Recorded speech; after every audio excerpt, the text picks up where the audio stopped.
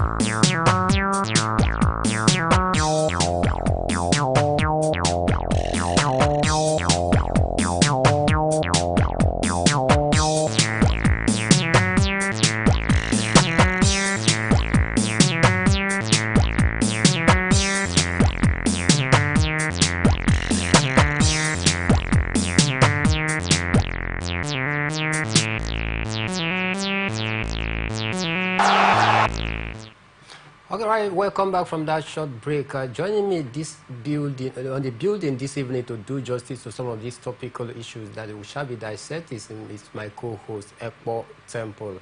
Temple, good evening and welcome to the show. Yeah, it's a beautiful evening, Mike. Always a delight to be here, and of course, it's the Champions League evening. A lot to talk about. I cannot wait. It's always a pleasure, like I said. So glad to be here, Mike. So glad to be here indeed, and of course a lot to talk about this evening on the show, starting from the African military game that is ongoing as Team Nigeria continue to showcase their prowess as the second edition of the military games in Abuja 2024 with remarkable performances at the shooting range of Shitu Alao Barak Kefi. On day 4 of the competition, a Nigeria shooting team triumphed in the men's 200 rifle-prone position, claiming both individual and team gold. Sergeant Moses of Nigerian Army, competing on a target 9, topped field with an impressive 217 points, securing the gold medal.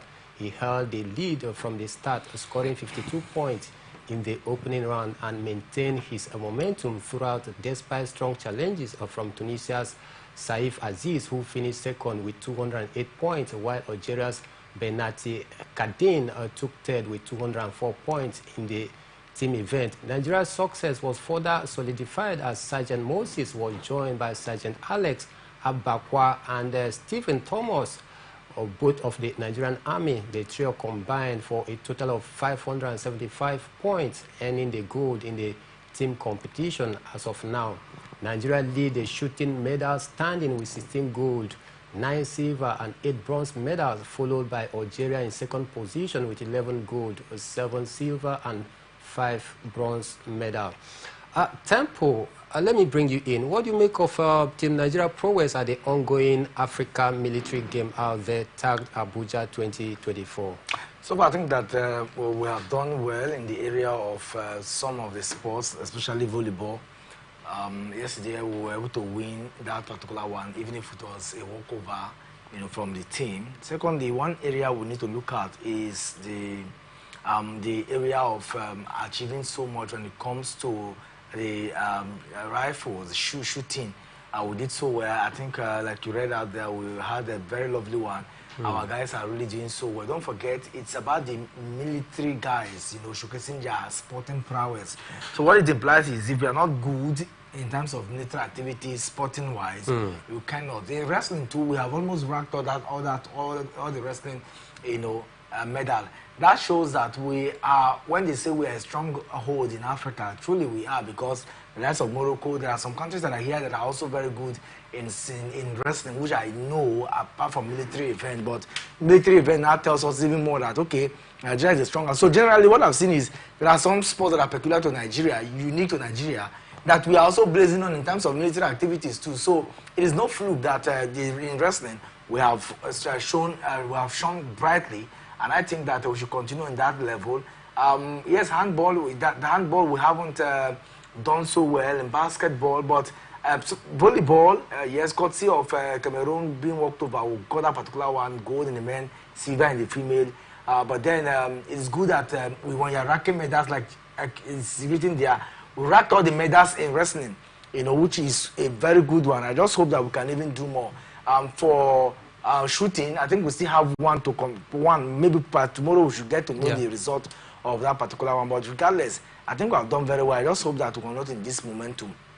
But beyond the euphoria of hosting the 2024 African military Games, what are the real essence? What is the key point that we must take home, from this competition? The essence of the military game is to foster unity. Okay, create synergy with the military and civilian. Is to make us believe that, okay, via solidarity we can fight. This is a time when a lot of countries are they are yearning for self-government. They feel that the civilian authorities have not done very well in bringing democracy, being ruled by military personnel. So to them, it's more like regardless, we care. And so the military is saying we need this to foster unity and solidarity. We need it to show that we are one in Africa, and of course, regardless of what is happening, there's no West, there's no North, there's no East in Africa. What we have is one, and Africa unity is paramount. So apart from fostering unity, it's also give Africa a sense of belonging, because the military men are looked upon as people who, they do more jobs. GM and its partner, the US group TWG Global, had committed to name a new team after GM's luxury Cadillac brand and to build its own engine at a later time. Formula One said the application process could move forward. Greg Murphy, President and Chief Executive Officer of the Formula One Commercial Rights Holders Liberty Media, said, with Formula One's continued growth plans in the U.S., we have always believed that welcoming an impressive U.S. brand like GM Cadillac to grid and GM as a future power unit or supplies could bring additional value an interest to the sport. All right, producing the Formula One, talking about GM. But beyond the introduction of GM by the U.S., constructors out there to compete, do you see this new brand, talking about GM from U.S., making a positive impact in the Formula One? Maybe more like competing with the likes of Ferrari, the likes of Red Bulls, the likes of Mercedes, or do they just want to roll into the Formula One just to make names for themselves, or do you think that they really have what it takes to compete at the highest level? For now, we cannot talk about their strength in terms of competition, but what we can talk about is the desire to be part of Formula One. This, almost all the constructors that are based, we think that US that house most of these engines should have more, in the Formula One system, but it is not true. We have Ferrari from Italy, we have Mercedes. We have almost all the countries, but US, how many of them are from there? So you begin to put things together. It's okay.